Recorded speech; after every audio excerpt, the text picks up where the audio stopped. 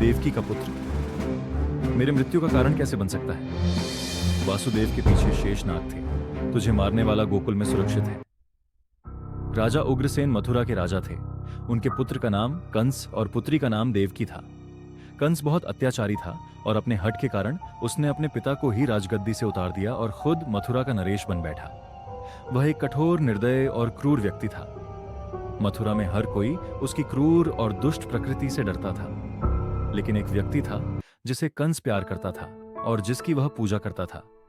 वह थी उसकी बहन देवकी देव का विवाह वासुदेव नाम के एक यदुवंशी सरदार से तय हुआ था। तुम्हारे जाने के बाद यह महल सुना सुना लगेगा। देव की शादी बहुत ही धूमधाम से हुई। ना जाने क्यों देवकी के विदा होने पर मेरा मन विचलित हो रहा है। मैं देवकी को उसके ससुराल तक पहुंचा कर आऊंगा। विवाह के बाद कंस अपनी प्यारी बहन देवकी और बहनोई वासुदेव को उसके ससुराल पहुंचाने जा रहा था। जब वे रास्ते में थे तभी अचानक आकाशवाणी हुई। हो क्रूर कंस, तू क्यों इतना खुश है? सावधान, जिस बहन को तू इतना प्यार करता है उसी के गर्भ से जन्म लेने वाला 8वां पुत्र तेरी मृत्यु का कारण बनेगा। देवकी का पुत्र मेरे मृत्यु का कारण बन सकता है। यदि ऐसा है तो मैं देवकी का ही वध कर देता हूं। आकाशवाणी सुनकर नस अपनी बहन देवकी को मारने के लिए आगे बढ़ा। मैं इसे मार डालूंगा। इससे पहले कि वह 8वां पुत्र जन्म ले, कंस, तुम नहीं समझते कि तुम कौन सा पाप करने जा रहे हो। तुम्हारी प्यारी बहन को उसके विवाह के दिन मारना अन्याय है, महापाप है। अगर तुम देवकी को छोड़ दोगे तो मैं तुम्हें वचन देता हूं कि हमसे जन्मे हर बच्चे को मैं स्वयं तुम्हें सौंप दूंगा। मेरा विश्वास करो। ठीक है, मैं देवकी को छोड़ दूंगा, लेकिन मैं यह निश्चित करूंगा कि तुम अपना किया हुआ वादा निभाओ।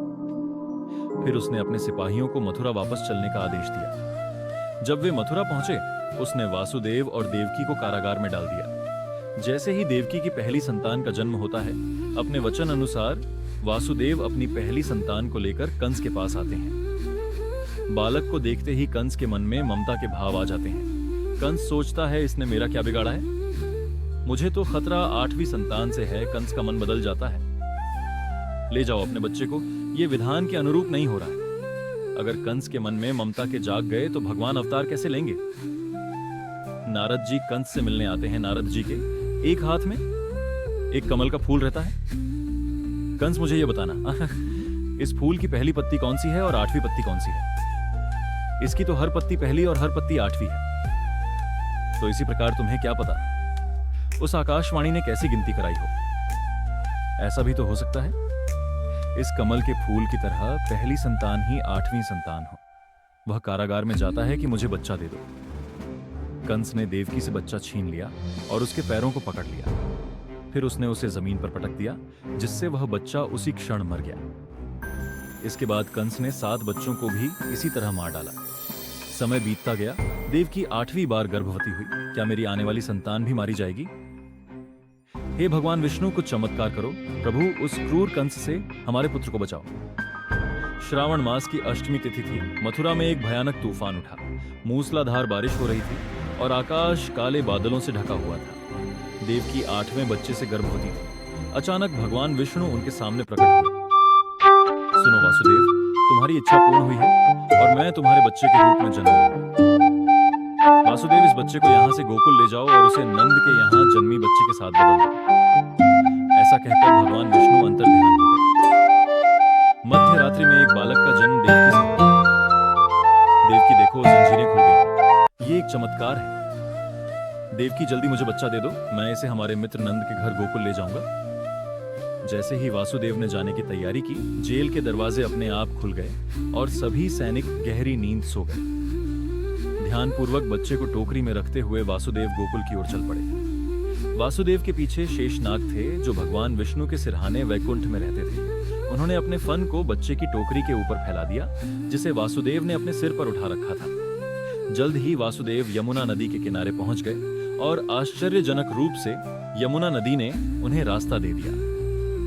वासुदेव गोकुल पहुंचे, जहां नंद की पत्नी यशोदा ने अभी अभी एक कन्या को जन्म दिया था।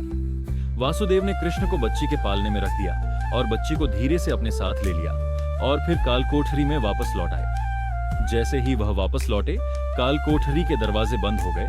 रक्षकों को जगाते हुए बच्चे के रोने की आवाज उनके कानों तक पहुंची। शिशु के रोने की आवाज सुनते ही रक्षकों ने तुरंत इस खबर को राजा कंस तक पहुंचाया। कंस तुरंत जेल में देवकी के पास पहुंचा। देवकी, मुझे बच्चा दे दो, यह तो एक कन्या है। और कैसे एक कन्या? तुम जैसे एक महान योद्धा को क्षति पहुंचा सकती है। इसे छोड़ दो भाई। लेकिन कंस उनकी किसी भी विनती को सुनने के लिए तैयार नहीं था। जैसे ही उसने उस बच्ची को अपने हाथों में लिया, वह बच्ची उसके हाथ से फिसल गई और हवा में गई। अरे ओ दुष्ट कंस, एक निर्दोष बच्ची को मारने में तू अपनी बहादुरी समझता है। तुझे मारने वाला गोकुल में सुरक्षित है। समय आने पर वह तुझे ढूंढेगा और तुझे तेरे सभी पापों के लिए दंड देगा। ऐसा कहकर देवी दुर्गा अंतर्ध्यान हो गई। मां दुर्गा के कथन सुनकर कंस भयभीत हो गया। इस तरह भगवान कृष्ण का जन्म हुआ।